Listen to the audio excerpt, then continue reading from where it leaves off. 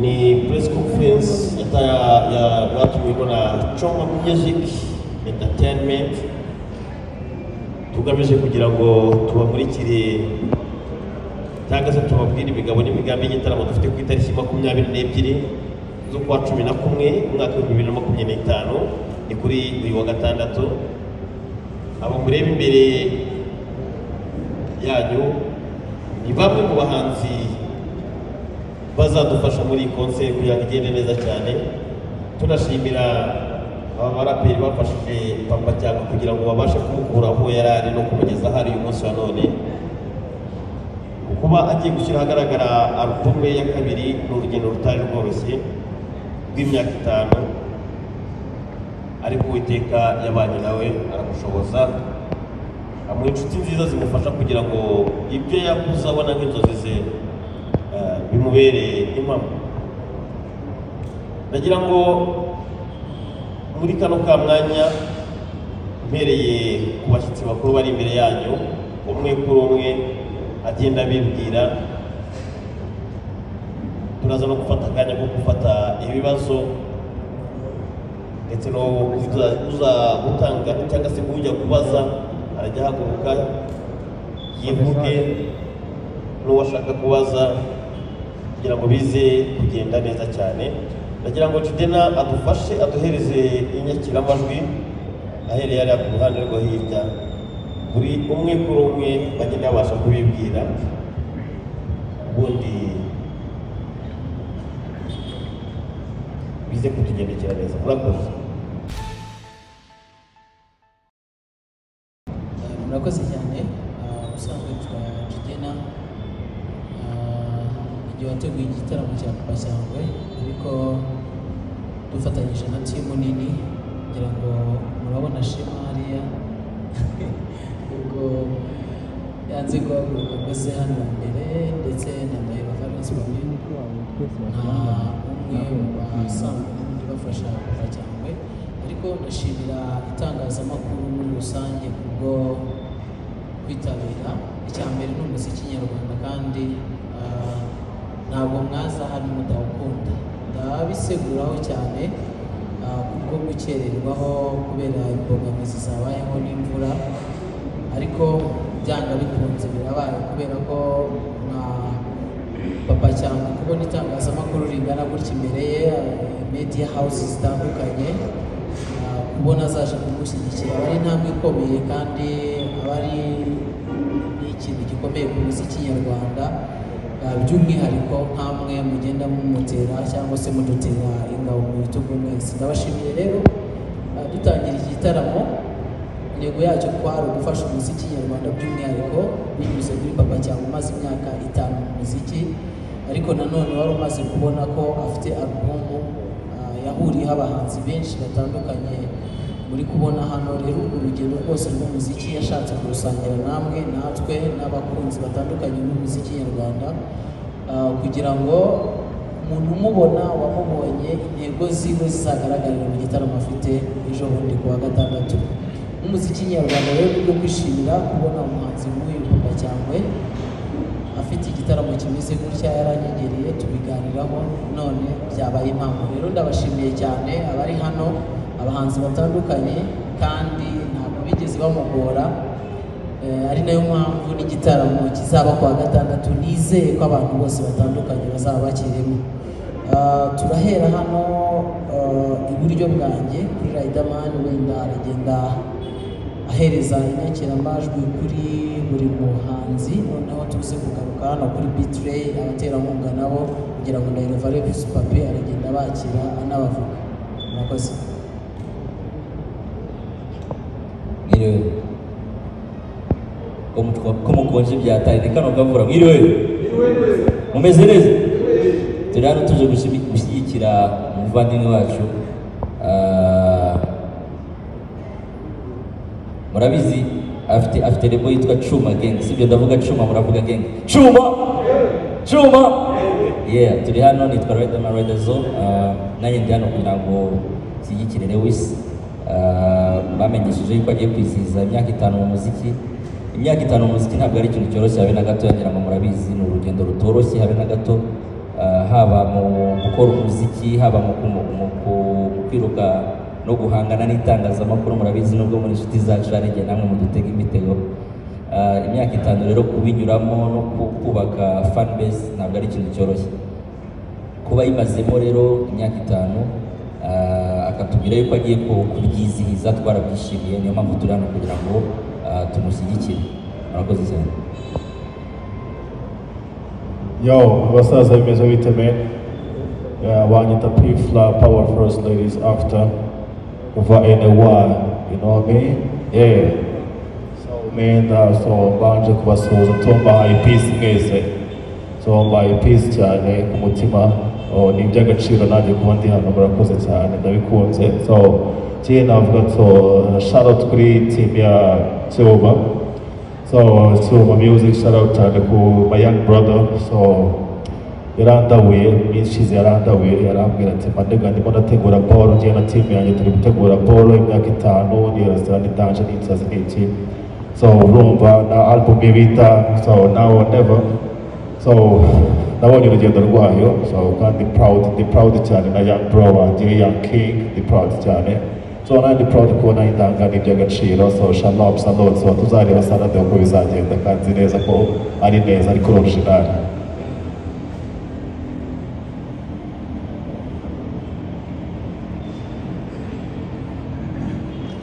Urakoze cyane, nanjye ndabasuhuje mwese uko muri hano. Ikintu cyatari mfite cyo kuvuga usibye kubanza gushimira, ndabanza mbere ku Mana yatumye twese tuba turi hano tukahahurira bikanashoboka nta kibazo cyabaye. Imana yaguha icyubahiro. Ikindi ndashimira cyane itangazamakuru, nibo bantu bakurikira Imana muri gahunda z'urugendo rw'umuziki.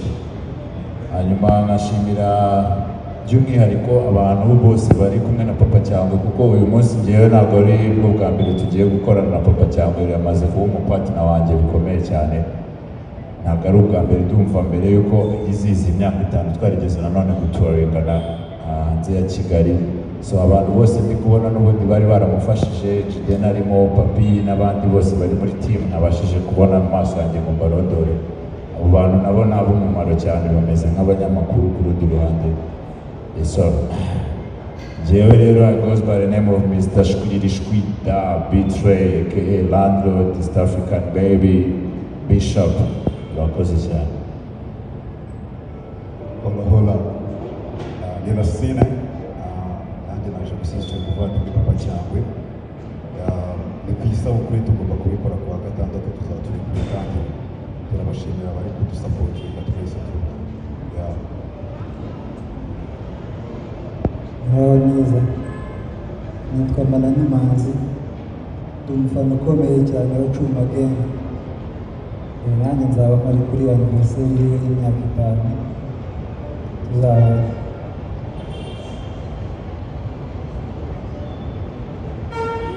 barakoze cyane. Numva ko buri umwe wese yiteguye, kandi ndibaza ko n'abandi bantu bose twagiye tubona promotion atandukanye nabo biteguye kuza kumushyigikira. Bari n'iby'agaciro wenda yigarutse kubona aba legends na Riderman, P-Fla, Tafgini muri rusange baza gushyigikira Papa Cyangwe. Maze imyaka irenga 20 muri uyu muziki, rero kumva ko bari kuza gushyigikira umuhanzi nk'uyu aba ari iby'agaciro.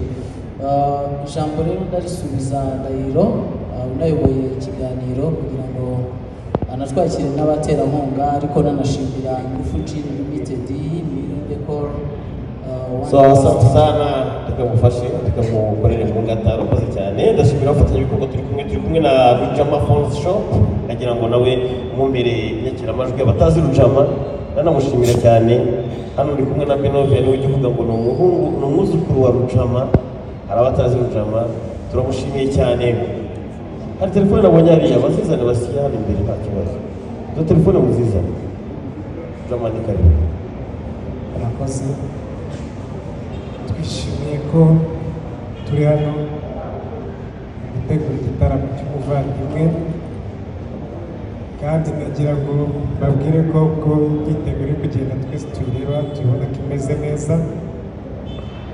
Usibye gutera inkunga icyo gitaramo, Rujama tuzaba dufitiye na surprise abandi bantu bazaba bakijemo ntekereza ko ibyo tutari twabibabwiye yaba ari abahanzi bazaba bari kuririmba hari ibihembo bashobora umwe muri bo uzapafominga abantu bakishima abanyamakuru bifite byinshi mubikiwe iki gitaramo reka tugishyigikira kigende neza murakoze amashyi menshi cyane kuri Rujama turamushimiye cyane turi kumwe kandi na Kigali Protocol ihagarariwe na Tidena ndamushimira cyane twabanye mu rugendo rwa album launch yabanje ya Papa Cyangwe ya bituwa yabaye tuhera mu karere ka Musanze tuyikomeza mu karere ka Rubavu abo twari kumwe harimo Bushari harimo Bitway harimo Kigali Protocol ndetse n'abandi byagenze neza cyane n'ubusanzwe umuhate n'urukundo mwatugaragarije ndahamya ko n'ubu ari rwo mugiye kutugaragariza turi kumwe kandi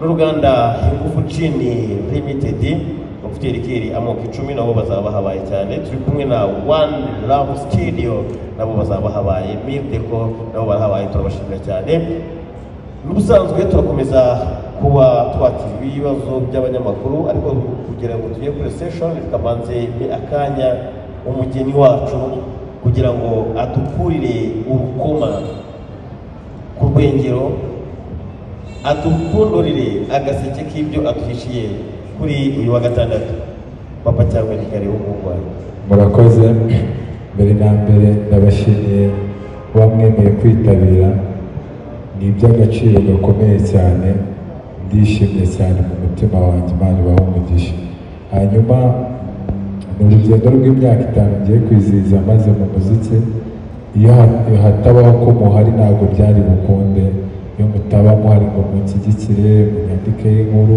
mu biganiro ntabwo byari bizakunda ndabashimira cyane nayo mpamvu uyu munsi nifuje kuba ndi kumwe namwe kugira ngo tuganire nshimira abahanzi bagenzi banjye bakuru banjye nakuze ari abantu mfatira nk'icyitegererezo numva mfite no kuzicara ahantu bari muri iyo myaka 5 ikintu cya mbere nishimira no kuba nicara ahantu abantu nifuzaga kubabona none nkaba nicaranye nabo ni iby'agaciro cyane ndashimira Riderman by'umwihariko ko yaremeye kumfasha akemera kuza mu bintu byanjye Imana iguhe umugisha ndashimira Pfla ndashimira Racine ndashimira Bitway ndashimira Maran Manzi Benovia n'abandi bose ndashimira Joshua Kigali Protocol by'umwihariko ko umwe mu bantu bamenye igitekerezo cya mbere cy'uko twakora iyi event none tubishyize mu bikorwa nyine bigiye kuba ndashimira Shema umunsi ku munsi abahari ku bwanjye shimira Papi namwe mwese Imana ibahe umugisha murakoze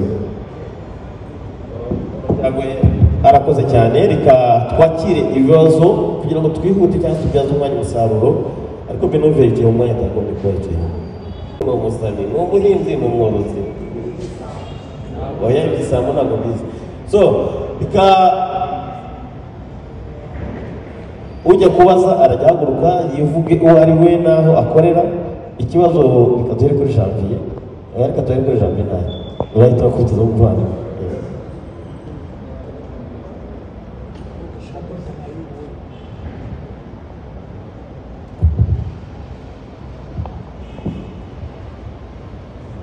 murakoze nitwa Janvier umunyamakuru wayo mu Rwanda cyane no kubanza gushimira Papa Cyangwe imyaka 5 nubwo dushobora kumva ko ari mike ariko n'imyaka mbona ko bisubije mu mikarire ubona ko habayemo byinshi byari no kumucira ariko nakomeje gukundana none kuko ari kuri intambwe y'imyaka 5 hari n'abandi wenda bagiye baza imyaka 5 babasha kwimara mu muziki ari naho natafatira ngo kuri Riderman akadufasha we amaze imyaka irenga 15 mu muziki kuzamura abaye umugabo udasanzwe agambarwamo n'ibitaramo agaragaza nyine kudacika intege Rider iyo ubonye Papa Cyangwe byose ajya mwavuganye mu initiative yiwe aravuga ati nzaza mubishyigikira imyaka 5 nta masomo yavuyemo ariko ni muto kuri wowe kandi harimo n'itumwifuza ubona ari nk'ayo masomo 3 wanyuzemo kwe kumubwira kubakiraho imyaka 5 iri imbere azamura peri munini nuko nawe byagenze hanyuma Papa Cyangwe imyaka 5 nayo mbikomojeho wanyuze mu byiza n'ibibi unyura muri rebo gihe kiragera Rocky muratandukana ariko urakomeza urakora ahubwo noneho kurushaho kudahita after hit sheni yawe iragenda iragaruka biriya bihe ntibyagukomerekeje kugeza ubwo wari kuvuga ariko ubundi bino bintu najemo ko nicururizaga ubundi wabireka ukajya muri biriya ibyo bihe wahanganye nabyo gute hanyuma uko mwakoranaga waramutumiye we konseri yawe uzayizamo na alubumu yawe n'undi uzatukurikira nk'abafana ayivuze iki muri rusange kuki wahise nawe n'ubu cyangwa se ureke kuki ari umuntu muri rusange wafashe umva nasoreza kuri pifra mwahuriye mu ndirimbo n'abatafu bose ariko nawe yumvikanamo uyu munsi ari no kuri konseri yawe navuga ko ari ikintu cyiza kuko navuga ko ni inzozi nyine wari ufite uyu munsi wicaranye kuri tabure na Rider na pifra ni inzozi kuri wowe navuga ko zabaye impamo ugiye muri ino konseri y'umuvandimwe muto kuri wowe ariko nyine harimo n'abaraperi baza ukabona aragerageza nyamwinshi daracika intege abana nk'aba nyine baba bakeneye inama zabo bya bihe wanyuzemo kumubwira ko bishoboka ni ibihe bintu bibiri uwo mwana muto uri gutangira nawe urabumva aho ujya kuno mu gukumva indirimbo zabo ni ibihe bintu na bibiri ubona biri kuranga umuraperi agiye kubakiraho ariko nawe wenda nkanyujemo waduteguje alubumu mwakora muri amezi angahe sinzi nawe ugeze wenda wayikomeza murakoze cyane ntabwo navuga ngo ni ibintu yagakwiye kunyigiraho kuko byinshi muri byo asanzwe abifite icya mbere no gukora cyane kuko abafana badushyigikira kubera yuko dukora iyo udakora babafana bakuvaho kandi asanzwe ari umukozi so ntabwo navuga ngo ni ikintu ugiye kumwigisha icya kabiri ni ubudaheranwa ushobora guca mu bintu byinshi cyane biguca intege ariko ibyo byose ugomba kubirenga ukabirusha imbaraga ugashyira umutima ku kazi ntucike intege icyo ari cyo cyose ucamo ntikiguca intege ku buryo wavuga ngo ndabihagaritse oya ahubwo ugakomeza ugakotana kandi ibyo nabyo asanzwe abifite kuko hari ibyo yanyuzemo byagakwiye kuba byaramuciye intege akava mu muziki ariko na n'uyu munsi aracyakomeza icya gatatu nacyo mu by'ukuri ni byinshi yego ariko wamubwiye bitatu icya gatatu ni uguhorana abafatanyabikorwa yaba ari abo mukorana mu itangazamakuru abahanzi se mukorana amakampanies n'ibindi byose kandi ngira ngo nabyo uyu mwanya biragaragara yuko bihari so ni byinshi ariko kuri bitatu navuga ibyo ngibyo ntabwo navuga ngo nibyo ndi kumutoza kuko deja biragaragara yuko abifite murakoze cyane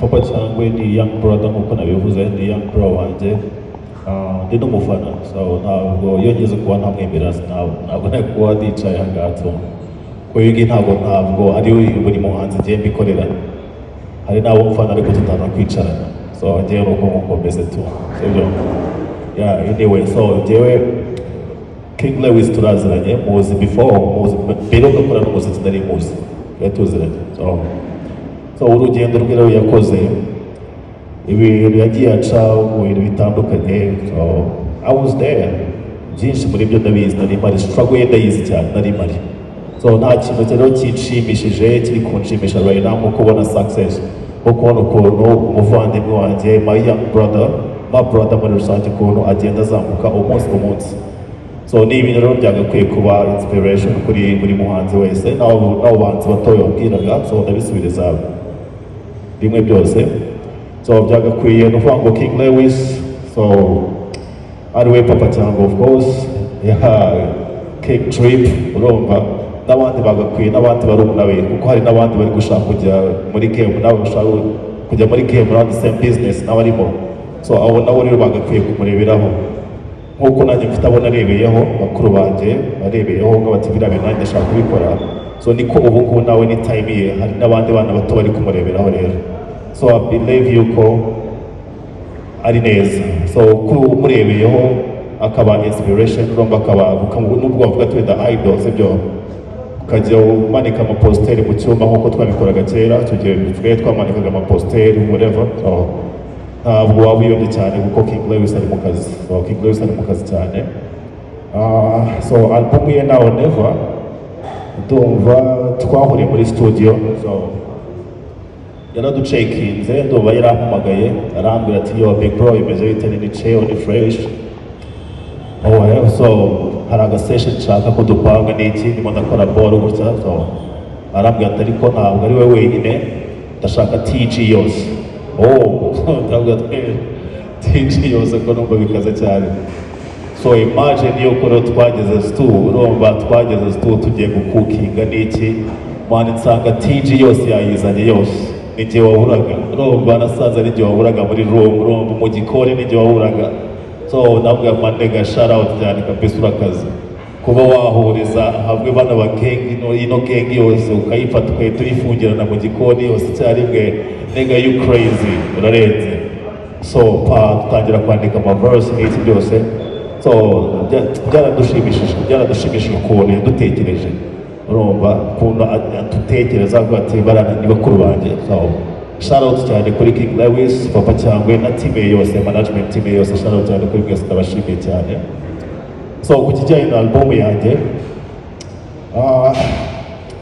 hari abantu nagiye niyasosiye nabo mu bihe byashize. So I guess ugasanga tugeze kuri level yo kwitana ba mwana ukuntu sibyo uyo ngo bagakwiye kuba ari wakoze ibi ngibi ngo mucyo utabikoze ngo n'uriya bagomba kubikora. So hazamo nyine ibintu nk'ibyo bituma ngewe rero mfata ball zanjye nsa nkaho nsibye ukuntu abaproducer bamwe na bamwe batari serious batangira gufata ball zanjye bazisura bazishyira ku macano yabo za gusa indirimbo bakazisura zitamastarinze nta kimwe za fake cyane biri aho ngaho. So nahise mbwira okay it is what it is ibi ngibi birabaye ariko ntawamenya tomorrow you never know. So ariko ubu ngubu natangiye ball yanjye urumva inshallah ishobora gusohoka mu gihe gito cyane zishoboka urumva. So natangiye from the scratch. So shout out cyane no kuri Riderman shout out ku Bisubizi. So kwaho n'ahantu hose tuba dufite joint urumva uvuga ati anytime ushobora kuba twasohora ibintu kandi noneho bimeze neza biri constructive biri ku murongo fresh. Thank you so much.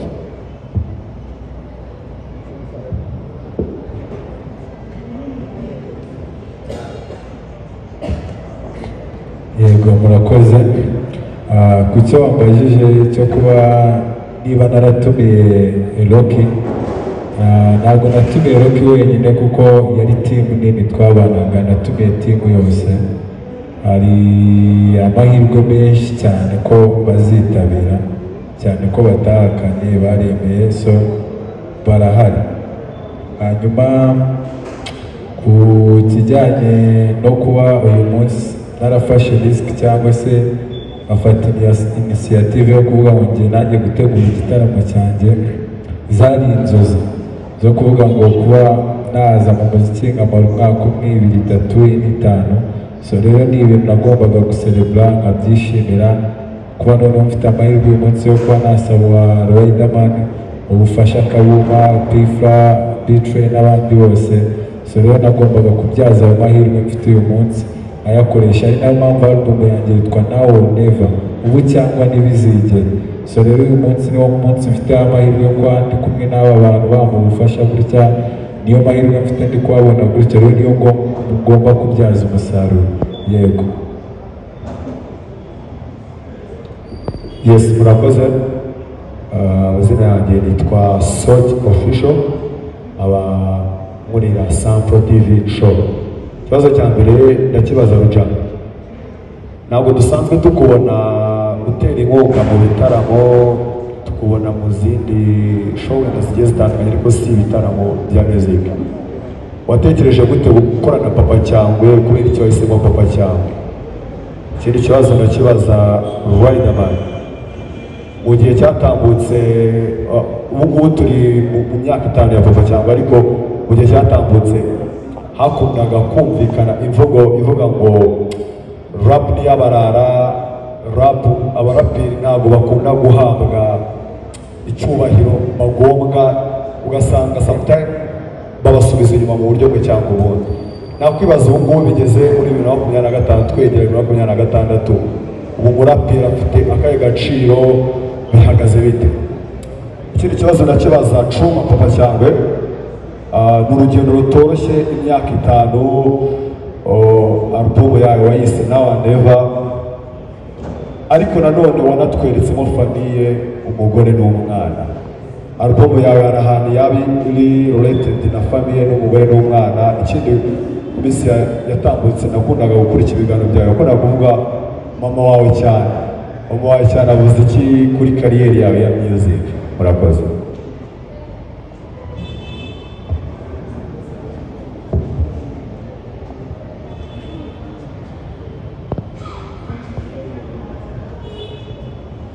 murakoze. Twebwe nk'ibisanzwe Mujama Farms Shop ntabwo wenda ari ukuvuga ngo ni papa cyane gusa, twafashe umwanzuro ko uzajya twiyambaza wese, cyane cyane muri gisata cya media, yaba ari umuhanzi, yaba ari umukinnyi wa filime, yaba ari umunyamakuru, uzajya dusanga wese akifuza ko dukorana, turi tayari. Twebwe iwacu nta kibazo dufite, rero ntabwo twavuga ko hari ibidasanzwe byabaye, ahubwo nuko ari umwanzuro twamaze gufata muri kampani yacu gukorana namwe mwese izo ngeri zose navuze, kubera ko tubizi ko ari nabo bari kudufasha cyane akazi kacu kakagenda neza k'ubucuruzi. Rero nibwo buryo twabijemo, mwese abari hano Mujama Farms Shop, uzagira igitaramo, uzagira ikindi gitekerezo icyo ari cyo cyose akadutumira, tuzajya tuza dufatanye. Murakoze cyane.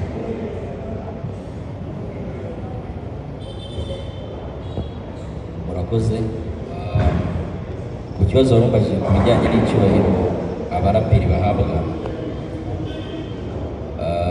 ntabwo navuga ngo byagezweho ijana ku ijana. Hari uburyo namwe ubwanyu muri gukora mu itangazamakuru murabizi uburyo hip hop ikinwa. Hari n'umwe utabizi, mwe mwabibona mute? Ibyo byose muri mu itangazamakuru nimwe mufite amakuru kuturusha, mubona ikinwa nk'uko izindi njyana zikinwa. Icyo gisubizo ngira ngo nicyo mwe mwakiho mutarenze kuvuga kuri twebwe. Ku bijyanye n'icyubahiro rero, twebwe natwe ubwacu hari icyo twiha dufite tudashobora gutakaza, ngo nuko twakinwe cyangwa tutakinwa. Tuzi agaciro kacu, twakinwa tutakinwa tuzi agaciro kacu. So icyo nicyo cy'ingenzi. Naho ubundi ku bijyanye n'umwanya duhabwa cyangwa se uburyo dukinwa n'ibindi byose, ngira ngo byo kubimbaza waba ugiye kumbaza ikintu wowe ufitiye igisubizo kurusha uko genda kiguhereza. Murakoze cyane. Yego, murakoze. Album nawe Never yanjye nta hantu ihuriye n'umuryango, kuba narayikoze wenda mubikoze kubera ko aribwo nari ngize uwo muryango. Cyari igitekerezo nari mfite mbere yuko nagira umwana cyangwa nagira uwo mudamu. Hanyuma mama wanjye ni umwe mu bantu banshyigikiye kuva ku munsi wa mbere n'uyu munsi, niyo mpamvu ari we muntu wa mbere nubaha cyane nanakunda cyane. So ikindi cyo kuba muri uru rugendo rw'imyaka 5 hari ibintu byinshi byagiye bibamo nyine bimpindura, ariyo mpamvu nyine nanjye nafashe inisiyative yo kuvuga ngo reka noneho papa cyangwa ukora kurenza kuvuga. Yego, murakoze. Murakoze.